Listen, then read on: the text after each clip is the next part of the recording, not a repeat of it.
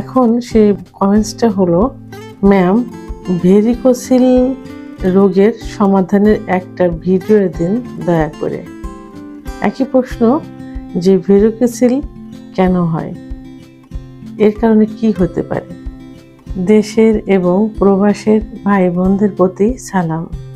আসসালামু আলাইকুম। আমি প্রভাষক ডাক্তার রিক্তা পারভিন, হোমিওপ্যাথি এবং আয়ুর্বেদিক চিকিৎসক। কোনো এক শুভাকাঙ্ক্ষী আজকে আমাকে একটা কমেন্টস করছেন, যে কমেন্টসটা বর্তমান যুবকদের মধ্যে অনেক আলোড়ন সৃষ্টি করছে এবং এটা নিয়ে অনেক প্রশ্ন করছে চিকিৎসার জন্য, এবং এর ভাবি ফল কি হতে পারে এ নিয়ে অনেকেই শঙ্কিত। তো তো আসলে ভেরিকোসিলটা কি? ভেরিকোসিলটা হলো অন্ডকোষের ভিতরে কিছু শিরা থাকে, যে শিরা দিয়ে রক্ত শরীরের দিকে ধাবিত হয়। তো কিছু দূষিত রক্ত, যখন সেই দূষিত রক্তগুলো শরীরের দিকে ধাবিত হতে না পারে, অর্থাৎ বাধাগ্রস্ত হয়, তখন শিরার ভিতরে আস্তে আস্তে জমা থেকে শিরাগুলো ফুলে যায়। এটাকে ভেরিকোসিল বলে। তো সাধারণত ডান পাশের অন্ডকোষ থেকে বাম পাশের অন্ডকোষটা একটু বড় থাকে এবং শিরাগুলো একটু বেশি থাকে।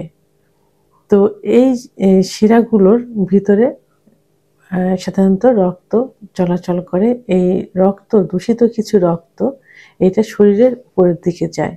তো যখনই সেটা যেতে পারে না, কিছু কিছু কারণে এই শিরাগুলো কিন্তু অনেক লম্বা হয়, এবং এর যখন বাধাগ্রস্ত হয়, শিরাগুলোর থেকে রক্ত যাইতে পারে না, তখন এগুলো আস্তে আস্তে জমা হতে থাকে। তো জমা হতে থেকে প্রাথমিক অবস্থায় কিন্তু ভেরিকোসিল অতটা বোঝা যায় না, হ্যাঁ, মানে ফার্স্ট স্টেজে। সেকেন্ড স্টেজে অতটা বোঝা যায় না, থার্ড স্টেজে বোঝা যায়। তো ফার্স্ট স্টেজে সাধারণত ভেরিকোসিল হলে একটু ব্যথা অনুভব হয়। তো তখন যদি বোঝা না যায়, তখন কালার ডপলার আল্ট্রাসাউন্ডের মাধ্যমে কিন্তু এটা বোঝা যায়।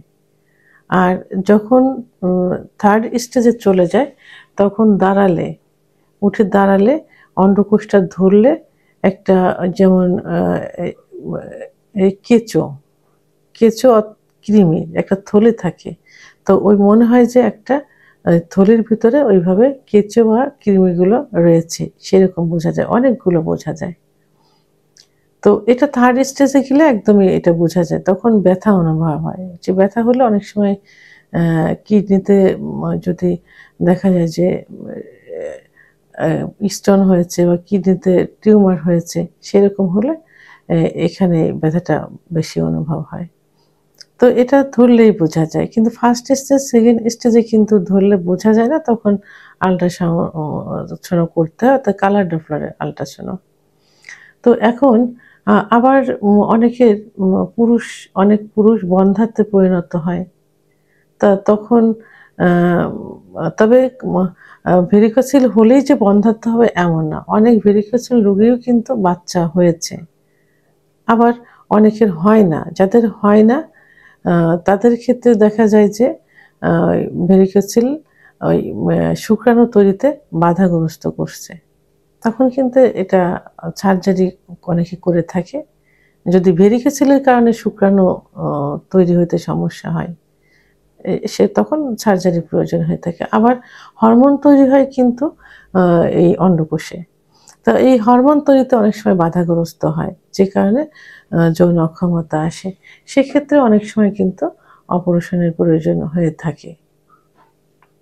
আবার অনেকে খেলাধুলা করে, যারা ক্রীড়াবিদ, যারা খেলাধুলা করে, তো অনেক সময় দৌড়ঝাঁপ লাম্প দিলে এর ভিতর যে দূষিত রক্তগুলো থাকে, যে জমাট বাঁধা থাকে, তখন সেখানে পেইন অনুভব হয় এবং অস্বস্তি লাগে।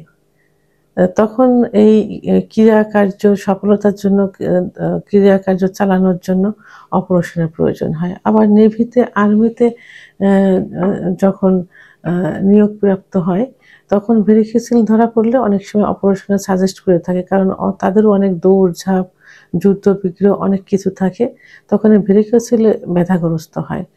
তখন সার্জারি প্রয়োজন হয়ে থাকে। আবার যারা বিদেশে যায়, বিদেশে যাওয়ার সময় যখন মেডিকেল করে তখন ধরা পড়লে তখন সার্জারি করতে হয়। তাছাড়া বিশেষ ক্ষেত্রে অতটা সার্জারির প্রয়োজন হয় না।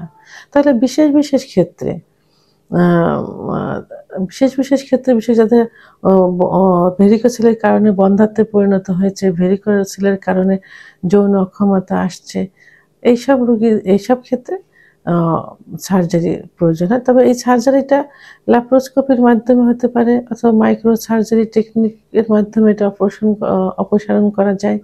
তবে সর্বোৎকৃষ্ট চিকিৎসা কিন্তু হোমিওপ্যাথি চিকিৎসা। যে চিকিৎসার মাধ্যমে বিনা অপারেশনে কিন্তু ওষুধের মাধ্যমে কিন্তু এই ভেরিকোসেল ঠিক করা সম্ভব। তো একটু লং টাইম ওষুধ খেতে হয় কিছুদিন। এটা তাহলে এই হোমিওপ্যাথি চিকিৎসার মাধ্যমে এটার সমাধান দেওয়া কিন্তু সম্ভব হয়। তবে ভেরিকোসেল রোগটা একটা মানসিক একটা রোগ কিন্তু অনেকটা। মানে মনের ভিতরে এটা বেশি করে যে অস্বস্তি বোধ লাগে যে এইটা হয়েছে, আ এটা এখন কি হবে?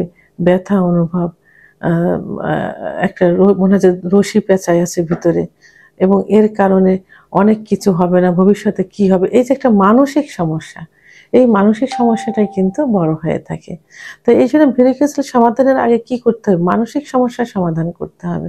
মানসিক সমস্যা যদি সমাধান করা যায় তাহলে ভেরিকোসেলে কিন্তু কোনো সমস্যা হয় না। এই ভেরিকোসেল হাঁটাচলা করলে একটু বোঝা যায়, একটু ব্যথা অনুভব হয়। কিন্তু যখন শুয়ে থাকা যায় তখন ওটা কিন্তু মিলে যায়। ওটা আর উঁচু হয়ে থাকে না, তখন ব্যথা অনুভব হয় না। আবার টাইট আন্ডারওয়্যার আ পড়লে কিন্তু অনেক সময় ব্যথা উপশম হয়। তাই এজন্য ভেরিকোসেল নিয়ে চিন্তার কোনো প্রয়োজন নেই। এটা কিছু নিয়মকানুন মেনে চললে এটা ঠিক হয়ে যায়। তারপরেও যে কিছু ক্ষেত্রে ওইসব ক্ষেত্রে যদি প্রয়োজন হয়, তখন আপনারা কি করতে পারেন? যদি মানে বেশি 3rd স্টেজে চলে যায়, তখন আপনারা এটা বিকল্প ধারার যে চিকিৎসা সেটা আপনারা ল্যাপ্রোস্কোপি, মাইক্রো সার্জারি টেকনিক এগুলো অবলম্বন করতে পারেন। তবে সহজ যে চিকিৎসা পদ্ধতি, সে চিকিৎসা পদ্ধতি হলো হোমিওপ্যাথি চিকিৎসা পদ্ধতি। আপনারা নিশ্চিতভাবে পার্শ্ব প্রতিক্রিয়া মুক্ত কিছুদিন হোমিওপ্যাথি চিকিৎসা গ্রহণ করুন, দেখবেন ইনশাআল্লাহ ঠিক হয়ে যাবে। তবে অবশ্যই একজন অভিজ্ঞ সম্পন্ন রেজিস্টারকৃত ডাক্তার হইতে হবে। ভিডিওটি সম্পর্কে যদি কোনো মতামত থেকে থাকে অবশ্যই কমেন্টের মাধ্যমে জানাবেন। আর ভিডিওটি ভালো লাগলে লাইক, কমেন্ট, সাবস্ক্রাইব করে আমার সঙ্গে থাকুন। আল্লাহ হাফেজ।